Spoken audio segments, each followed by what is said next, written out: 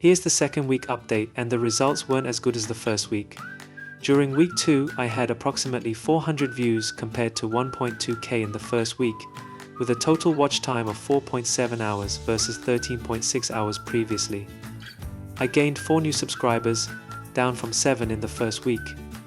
All metrics are significantly lower than my initial results. I've noticed that my most recently uploaded videos aren't getting many views. Out of the 5 videos I uploaded in the second week, 4 had fewer than 100 views, with only 1 reaching over 200 views. I believe the YouTube algorithm might still be trying to find the right audience for my channel. For those who are new here, I'm documenting my journey of growing an unboxing channel from scratch, sharing real data and insights along the way. For now, I don't plan to make any specific changes.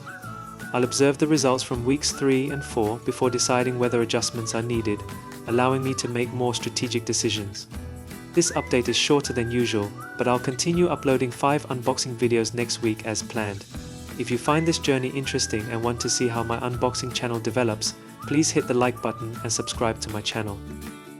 Thank you for watching and supporting my journey. I appreciate each and every one of you who takes the time to watch these updates.